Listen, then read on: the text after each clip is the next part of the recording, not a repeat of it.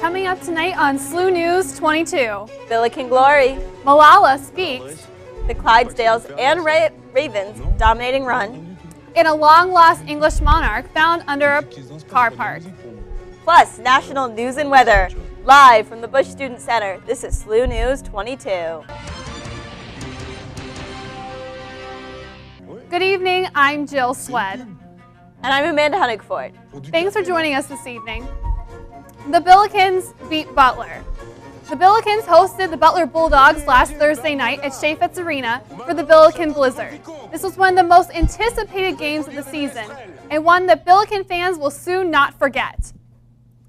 The Bills led by 17 at the half and never looked back.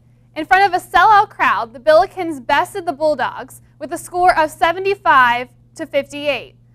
During his post-game press conference, SLU head coach Jim Crews said, "Everyone was just focused. The let's not waste the possession was a real mentality. I think our guys did a nice job sustaining that mentality."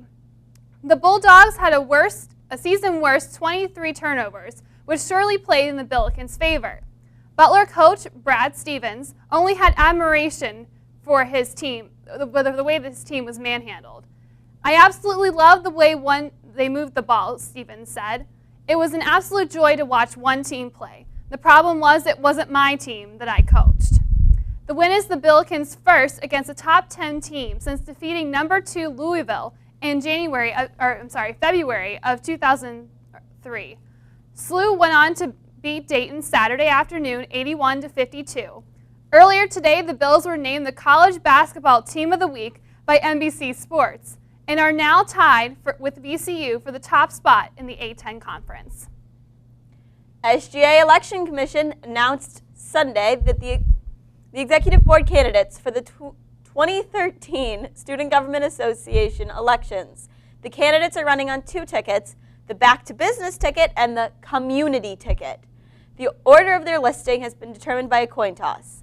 Campaigning began Sunday night. The deadline to register as an individual Senate candidate has been extended to Friday, February 8th at 5 p.m. Commissioner Chris Ackles can give you more details at cackles@slu.edu. Any individuals interested in running as a Senate candidate should attend the Information Senate meeting on Wednesday, February 6th at 4:30 p.m. in the SGA Senate Chambers, BSC 256. The Executive Board debate will be held on Tuesday, February 12th at 8:30 p.m. in Kelly Auditorium, and Election Day will be Tuesday, February 26th. Well, hopefully if you had the case of the Mondays, the very mild temperatures and the sunshine this afternoon probably helped that situation. Let's turn it over to Sean now with the first look of his forecast. Thanks, Jill.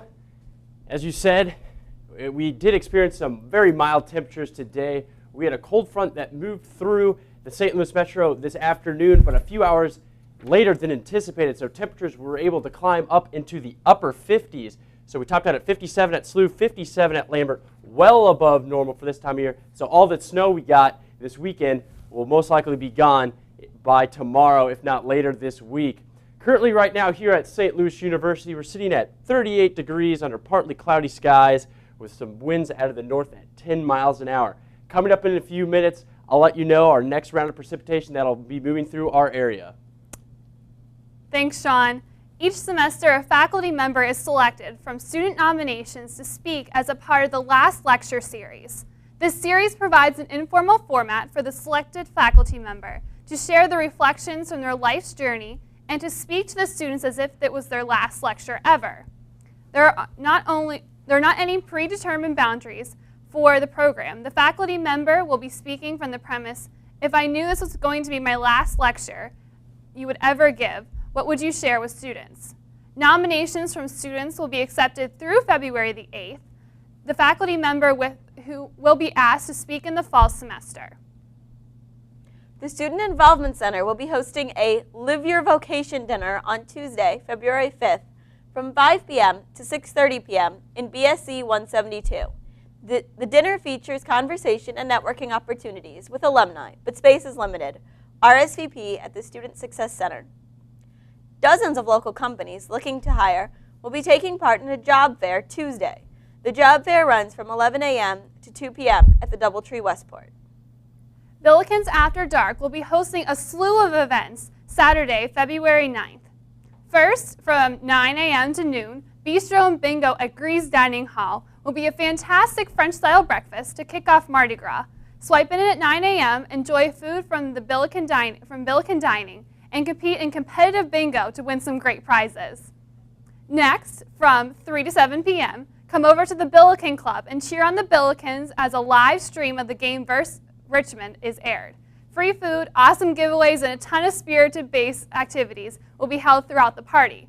Lastly, they will be playing Pitch Perfect at SLU-TV at 9 p.m.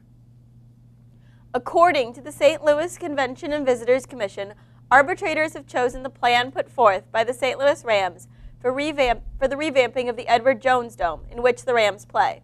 The arbitrators were 2 retired judges, one from Iowa and one from Colorado, and a labor attorney from Chicago. The St. Louis Convention and Visitors Commission owns the dome, and the decision stems from a stipulation in the team's lease of the stadium that requires the dome to be among the top quarter of all NFL stadiums by 2015, or the Rams can break the lease, which raised concerns they could leave St. Louis. The St. Louis Convention and Visitors Commission had proposed a $124 million in renovation. The Rams' plan would cost at least $700 million, according to the St. Louis Convention and Visitors Commission. If the CVC does not agree to the Rams' plan, the Rams are free to terminate their long-term lease after 2014. If the CVC accepts the proposal, the Rams must stay in the dome until their lease expires in 2025. Greg Smith, an attorney for the CVC, responded to the news this evening, saying the approval of the Rams' plan is unlikely. This week, lawmakers in Jefferson City are trying once again to require Missouri voters to show a photo ID when they go to vote. The primarily Republican support say that the proposed voter ID will cut down on voter fraud.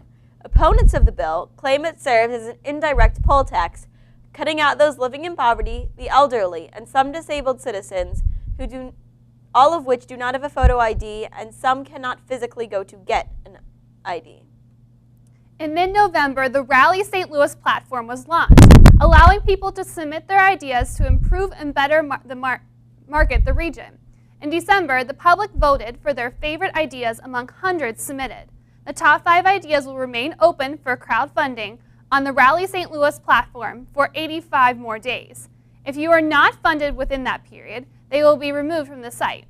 These ideas include the Food Roof, which will be the first of its kind rooftop farm situated downtown to create a new system of providing our community with access to hyper-local organic food.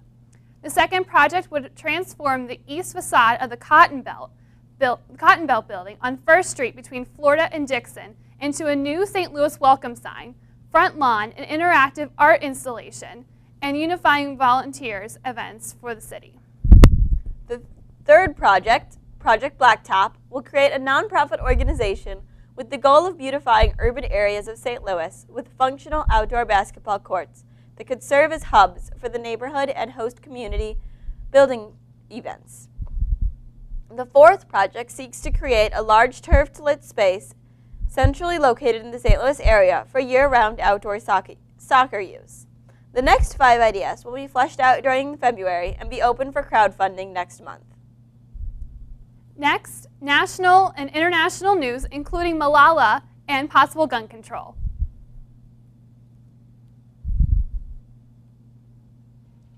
Stay with us.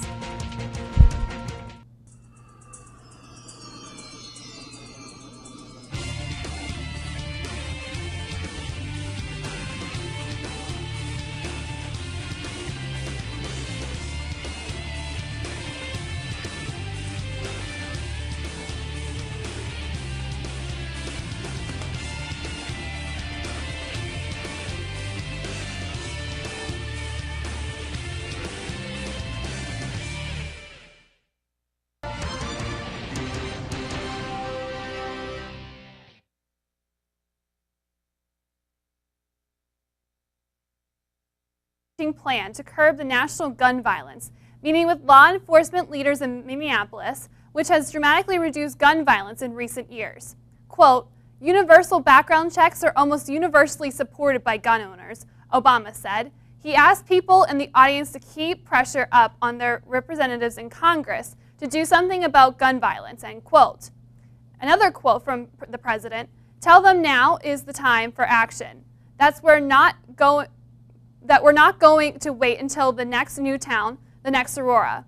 Obama has also called for stricter laws against gun trafficking, and Press Secretary Jim Carney said Monday that Obama remains committed to a ban on assault weapons.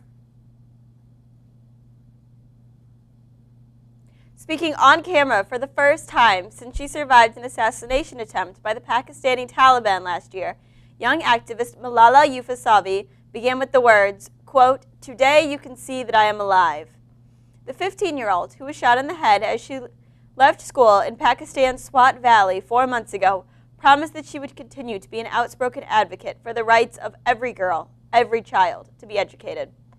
In the brief statement, the young advocate attributed to her survival to the prayers of her supporters and urged them to contribute to a fund established in her name to further the cause of education for girls.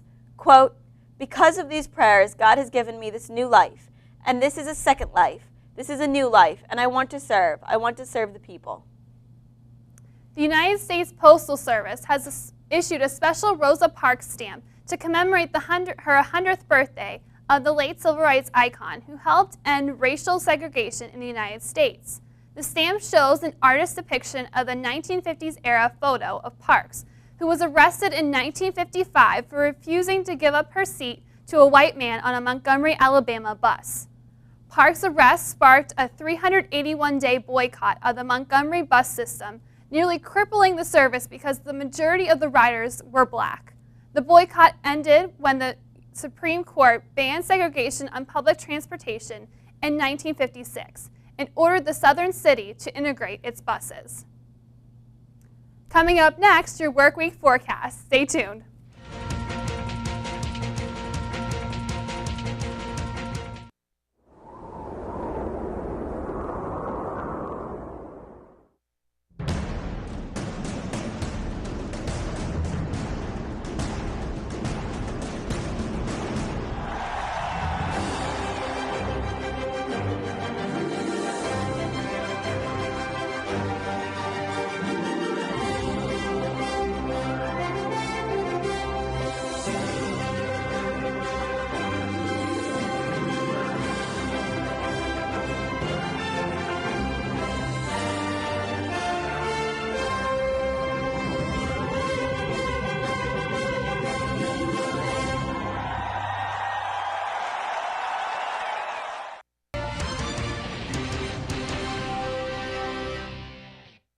And welcome back. Chief Meteorologist Sean Everson is here with his extended forecast. So Sean, are we going to see the mild temperatures or more snow? Because it seems like today was a little bit of a mix of both. Well, if you like warm temperatures, you're in luck because this week spring has come early, just like the groundhog said. We're looking at temperatures to remain into the 50s for part of this week. As we look to today, the reason why we got so hot, we had a low pressure system move through with an associated cold front. The cold front was expected to move in earlier in the afternoon, but it waited till later in the afternoon, so temperatures were able to climb up into the upper 50s. Heading into tomorrow, as this system moves off to the south and east, a high pressure will sit in, and sun will be shining for Tuesday and much of Wednesday as well, so temperatures will remain right around 50, so still above average for this time of year. Tonight, we're looking at partly cloudy skies with winds out of the north. We'll be at 25 in St. Louis, 23 in Chesterfield, 23 in Belleville, and 23 in Highland. So not too bad of a night tonight in terms of low temperatures. Tomorrow, though, that high pressure sits in, knocks out the clouds. We'll hit about 49 degrees for Tuesday with a light southwest breeze. Much of the same on Wednesday, maybe a degree or two lower. We'll top out at 47 on Wednesday, but look ahead at the 5-day extended forecast. As you can see, temperatures will hover right around 50 degrees for the next few days. Another system will move into our area Wednesday night into Thursday, which will bring us a chance of rain showers on Thursday, so no snow. We're too warm for that. But after that moves through, as you can see, Friday will still be in the mid to upper 40s, And for everyone going down to the Mardi Gras parade on Saturday, temperatures are looking great for that as well. So the next 5 days, we're looking at great temperatures and some very nice weather. So I guess spring is coming early. Yeah, I guess Phil was right, because he did say that on Saturday with his Absolutely. prediction. Yeah, Right. it looks very nice. I'm excited. So get outside and enjoy it Yeah. while we can before Mother Nature decides to change its mind once again. Indeed, as I imagine it will. All right, thanks, Sean, so much. After the break, the excavation of a long-last English monarch and the winning Super Bowl spot. Stay tuned with us. We are all. We are all. We are all. We are all. We are all. We are all. We are all. We are all. We are all. Billikens. Billikens. Billikens. Billikens. Billikens. Billikens.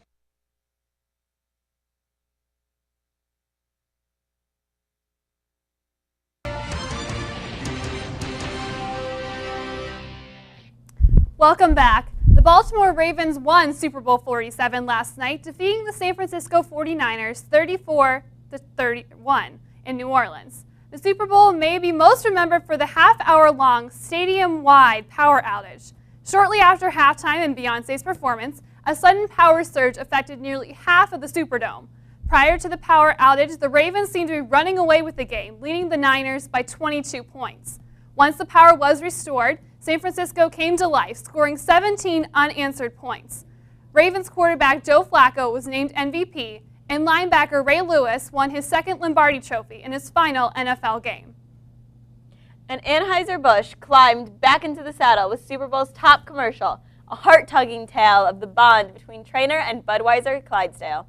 This was the Super Bowl when ads with the heart got all the love in the USA Today's ad meter, which, for its 25th anniversary, vastly expanded its scope by going online with 7,619 pre-registered panelists.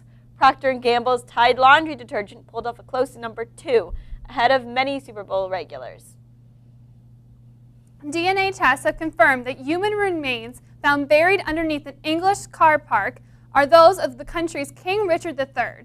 British scientists announced Monday they were convinced beyond reasonable doubt that a skeleton found during an archaeological dig in Leicester, central England, last August is that of the former king, who was killed at the Battle of Bosworth Field in 1485. The remains will be returned in Leicester Cathedral, close to the site of his original grave, once the full analysis of the bones is completed. Supporters of the infamous king, including members of the Richard III Society, hope that the discovery will now force academics to re-examine history, which they say has been tainted by exaggerations and false claims about Richard III since the Tudor era. So, Sean, weather looks pretty great. At least it was pretty great today. So are we going to have that for the rest of the week? Absolutely, looks like it, with a rain shower maybe on Thursday, but besides that, temperatures around 50 degrees through the next 5 days, so above average once again for this time in February. So if you got any weekend plans going down to the Mardi Gras parade down at Soulard, it's going to be a good day. Sounds like it. And by the way, happy National Weather Person's Day a day early. Well. To you as well. Thank you. Indeed. Well, that's our show for tonight. Thank you for watching. Don't forget, you can get all the latest of the movie reviews and news online at SLU-TV.slu.edu or follow us on Facebook and Twitter. We'll be back here next week at 7. Good night.